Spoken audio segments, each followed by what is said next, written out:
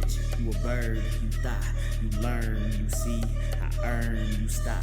A word, I shoot, no rim, I'm high, you burn, I'm me, that's him, you not, that's word. I want my cash, you know what I mean? I work hard for that money. You know, I don't work hard to lose, I work hard to win. So, like, as long as I get paid, fuck everything else. Mike Owens here, joined today by Cody Stamann, who returns to action 8th of June, facing Taylor Lapilus. Cody, great to sit down and chat. How are things for you today? Good, man. We just finished a really good class with some really high-level guys. It's kind of an invite-only thing. I would say it's probably one of the best like 35, 45 groups in the world. I was going to ask you about that, like how, like I was looking around the mats over the last couple of days. It's a crazy high level that you have. Where do you think the 35, 45, to a certain extent 55 level ranks with the best in the world in the rest of the gyms? I mean, I think we definitely have the best and deepest group of 35, 45ers and 55ers in the world. I can't think of another. Maybe American Top Team might rival like how many like really good guys that we have, but I don't know. I doubt it. I doubt it. And like in Vegas too, you know, there's so many guys that are also in and out of the gym that are kind of doing their own thing or coming in with their input or using you know our core group of guys for a training camp. So I mean, the level out here is insane. I have to ask because I can see a couple of cuts on your face. Where did you sustain them from? Kai, my buddy Kai Kamaka, scratched the shit out of me yesterday. No, he's getting ready for a fight. He's peaking, and I'm just starting my camp, and I've been training with him for like a month now.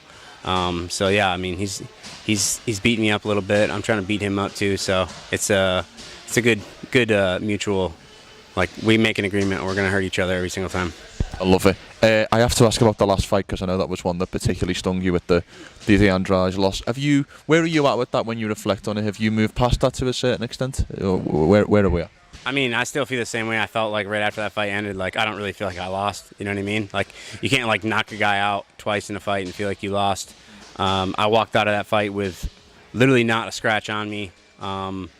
You know, like obviously how I felt it was going and how the optics of everything looked. You know, I thought I was going into that third round I thought it was 1-1, and I'm like, okay, I gotta really put the pedal down in this third round, and I did. And you know, if I could like go back and you know, obviously I came out really flat. I'm not really sure why, but yeah, I mean, there's a lot of stuff that happened in that fight that I could like, you know, be super bitter about and be upset about. But ultimately, you know, if there's one thing I learned in that fight, like, it's that I cannot have an opportunity to finish a fight and grind out a decision. You know what I mean? And that's exactly what I did. Like, I thought I had a round in the bag. I grounded out. You know, I basically knocked the dude out twice in the third round and then laid on him. And like, that's on me. You know what I mean? I can't point at anybody and say, like, I didn't have a fair shot at finishing that fight. You know. So, but still, I mean, even with that, I still feel like I won the fight. Did you get anywhere with the appeal? What did that end up expiring to? So, I mean, no, I didn't go anywhere with the appeal. The North Carolina Athletic Commission, you know, it was a bunch of like hobos that had no idea what the hell was going on, which I kind of figured out of, you know, Carolina, but they did essentially change the overall rules, the wording in the rules, so that it's more cut and dry, because it was kind of like there was kind of a gray area in that rule set before, and now it's very cut and dry.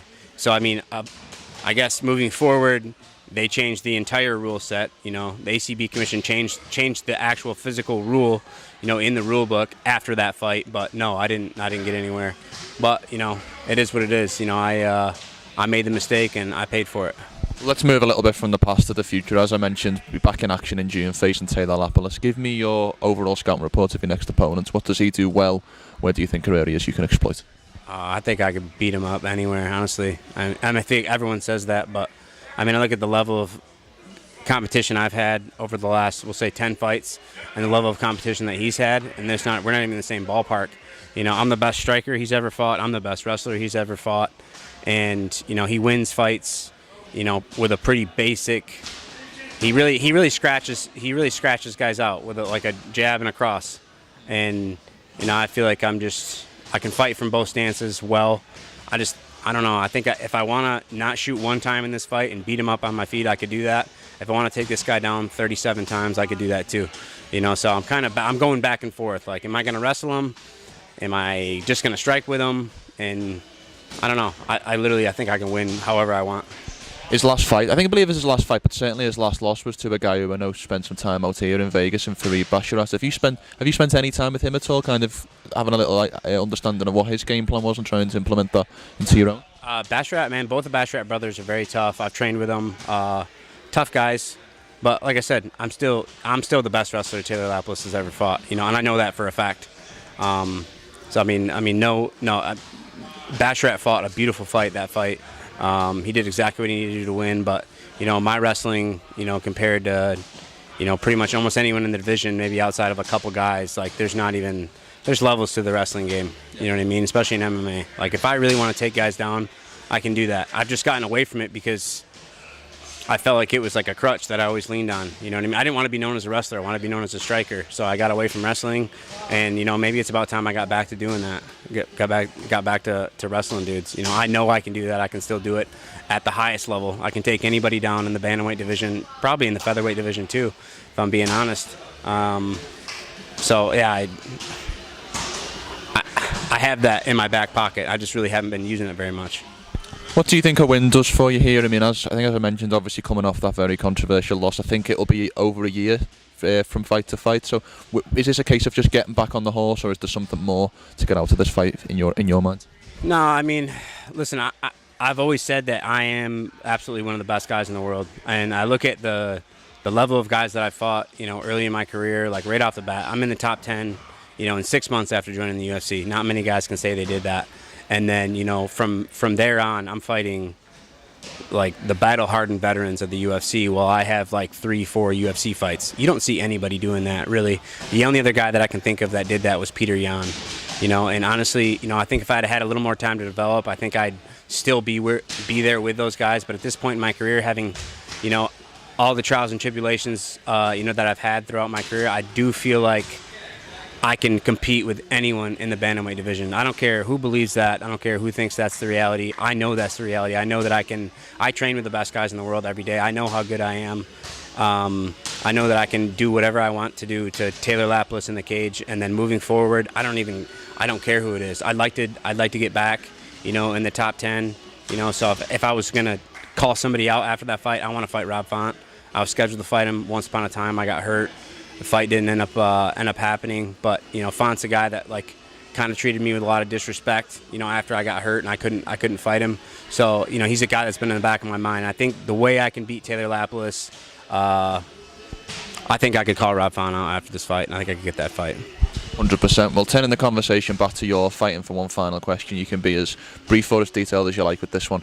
I'd like you to give me a walkthrough of the perfect fight day on the 8th of June. So I'd like to know what happens when you wake up in the morning to when you go to sleep at night in a perfect world. I wake up pissed off and anxious. I feel like that's really like when I fight my best. I'm just gritty. I just want to get in there and beat on somebody. I definitely have my best performances when I feel like that in the morning. Honestly, I think I could go out and starch him in the first combination. I really believe that. I know the guy's never been finished, but he's never been hit by the likes of me either. You know what I mean? I'm a pretty hard-nosed country boy. I hit real hard. And if I really throw my hands the way everyone in the gym knows I can, I really think I can put Taylor Lapilus out in the first exchange. I love it. Cody, great to sit down and chat. We've done a couple of these over Zoom, but always better getting out in person. Thank you for your time, and best of luck with the next fight. Appreciate it, man. Thank you.